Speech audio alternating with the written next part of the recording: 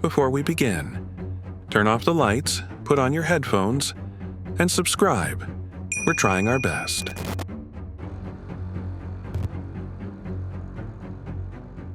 I don't usually work on Sundays, but I needed some extra cash, so I took an early shift.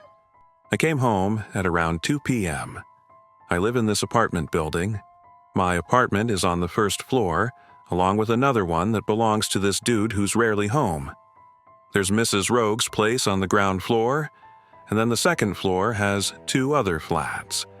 One owned by an elderly couple, and the other by this family I don't really see that often, directly above me. Sometimes I hear the kids in the morning moaning about having to get ready for school, and then stomping down the stairs. Sometimes I hear hushed voices and dishes clattering. After 10 p.m., everything usually goes quiet.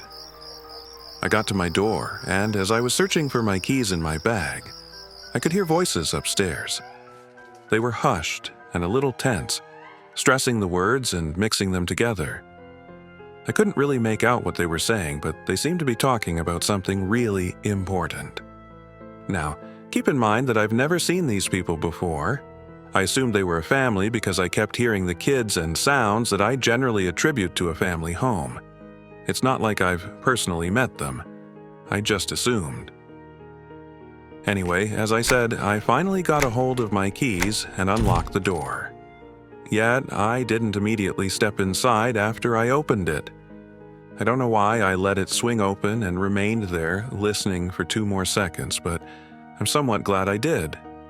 The moment the door was heard, the voices upstairs stopped. Completely. As if they were listening to me now. I remained still. We all studied the silence for a while. I heard a singular step on the stairs above. That's when my back went cold and my muscles tensed up, for whatever reason. I got the sudden urge to just go inside and shut the door behind me, which I did. Afterwards, I started putting some groceries in the fridge and doing some errands around the house. Faintly at first, then stronger, I started hearing this birthday song upstairs. I smiled and sighed. They were planning the birthday, man. That's why they were so precautious, so nervous. It sounded like there were around 5 to 6 people singing, maybe? Happy birthday, dear Jonah. That was cute. When they finished, they started again. I did find it weird, but I assumed that the kid had asked for it again. Kids love blowing out candles and whatever. It was an awfully long song. It kept looping until reaching its conclusion. Just like the first time, it had a lot of unnecessary runs and filler and extra lyrics. When they finished, a little pause followed. Then they started again, in the exact same way. Fucking weird family, I thought. And by that time I'd gotten annoyed, so I just put on my headphones and laid down on the couch. I fell asleep at around 4 or 5 p.m. I woke up from the nap, disoriented. Man, after work, naps hit the hardest. I'd slept until around 8 p.m., and the sun was peeking at me from behind some buildings. A sunset that was more blue than red, a melancholy and confusion that reminded me of how liminal your house felt when you would go to sleep after school and wake up with a sore throat and a huge pillow mark on your face, with your mood ruined, your mother suddenly calling you out to go to dinner. I swallowed, staring blankly at the window highlighted in gold and rum. I rubbed my eyes, then massaged my face. I stood up to get a glass of water, walked barefoot to the kitchen, which was now sunken in that specific 8 p.m. darkness, and stood still and silent, not knowing what I wanted from my life. Then, I finally registered one important detail. The folks upstairs were still singing Happy Birthday. I listened for a while, unsure of what my reaction should be. I wondered if they had some recording playing on a loop. But that wasn't really the case, as each version sounded different from the previous. They really were weird. Or maybe their kid was just eccentric. Maybe they were practicing for some performance. I started thinking, As I said, I hadn't personally met these people before, so I had no idea what they did. Maybe they were really practicing. I put my headphones on and went on trying to make some sort of dinner even though I wasn't really hungry and my throat still hurt. I ate, watched my show, then took a shower. Their singing had started to piss me off. It was now approaching 10 p.m., and I felt the need to go upstairs and tell them to quit it. I'm not confrontational. I really don't like telling people they upset me, and most don't have an appropriate reaction at all. I didn't want to talk to them, so I called my mom. I started telling her about my day, but she interrupted me, asking about the people upstairs. Yeah, they've been doing it for hours. I don't know, it's starting to really get on my nerves. Well, go up to them and knock. Aren't the other residents annoyed? The old people upstairs? I'm sure they wanted to sleep by now. Maybe I could just put on some music. That could cover them up. But do you want to listen to music? No, not really. Then why do it to please them? Go upstairs, Michaela. I sighed and reluctantly agreed. After hanging up, I put on a sweater and unlocked my front door. The moment I opened it, the air felt a little colder. I stared at the dark hallway, illuminated by the ray of light from my door, and another faint light coming from upstairs. I went up the stairs. The second floor was more animated than the first. The door to the family's apartment was slightly open, and I could see light and movement behind. I slowly approached it, then peeked inside. I could see a hallway with balloons and confetti peacefully floating around. A faint smell of candles and sweetness lingered out. I didn't want to disturb too much, so I tried to be discreet while I quietly and almost imperceptibly pushed the door slightly more. The small hallway made way to a dining room. The shadows were dancing on the walls as people clapped around the table and sang. On the table was a cake with pink and purple frosting, sprinkles and some writing I couldn't really decipher. The song carried on, but was hoarser than I'd remembered it.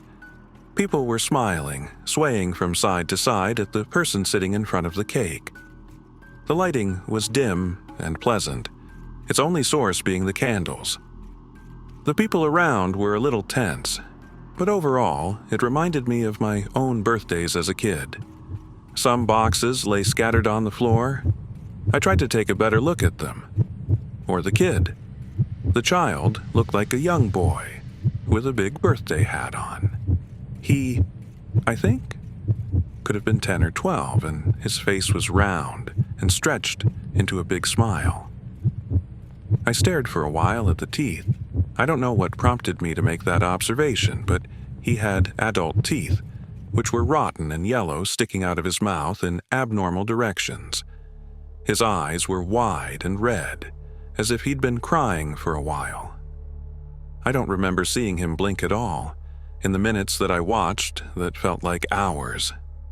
He looked really shaken and tense. I'd never seen a child like that before.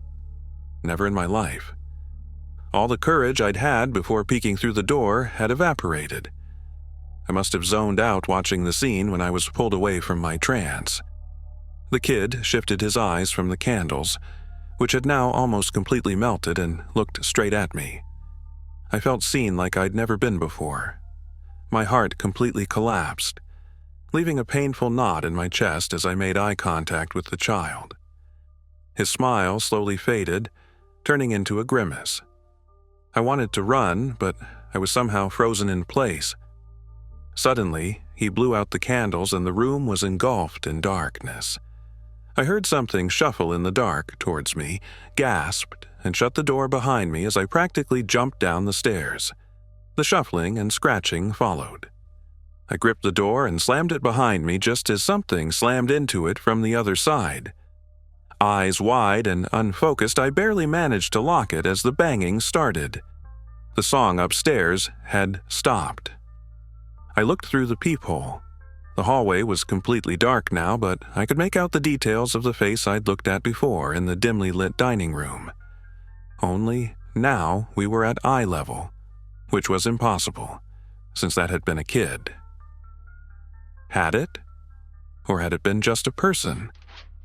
The more I thought, the more I realized I had no idea what prompted me to assume it had been a kid. The round face? Childish clothing?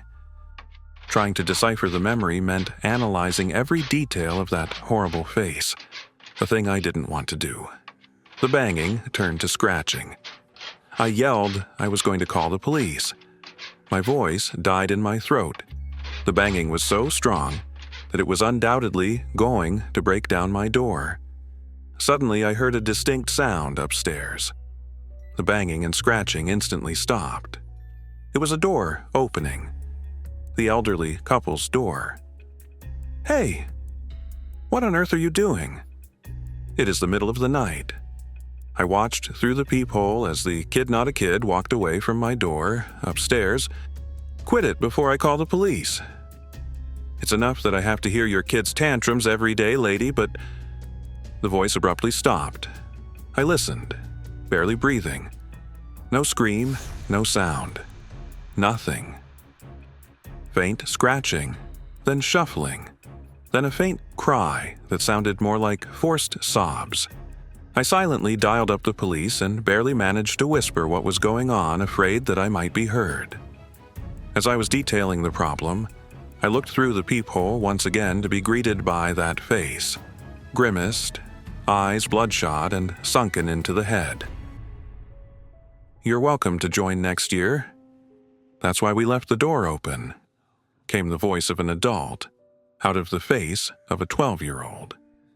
I gasped and ducked, as if that would save me. The police came in around half an hour, which was an insanely long amount of time. They went upstairs and sealed off the entirety of the second floor. They refused to give me details. I had to wait for the headlines and accept some vague answers from the numerous phone calls I'd given since. "Miss, there were never kids living upstairs. 2 of them were grown-ups, but 2 of them were pretending to be kids." They refused to tell me what had happened to the elderly couple. They barely mumbled something that included kidnapping, massacre, disembowelment. Some of the victims, which had been many, were hostages, made to play along. The presents were just pieces of flesh, toys made of bones with bows on them. One of them was a teeth necklace. I'm going through a really hard time now, trying to move all my stuff without having to go to that place too often. I can't sell it or rent it out, maybe to some true crime fanatic. I moved in with my parents, but I asked them to add extra locks to their doors and windows and security cameras everywhere. They assumed I was paranoid and suffering from PTSD. I let them believe that. However, I'd watched the security footage of that night showing the outside of my door. The birthday boy I'd spoken to hadn't gone back upstairs. He just crawled to the window and jumped out. I don't know where he is now. I hope it goes both ways. Guys, if you like my work, please support me with a like. Good night.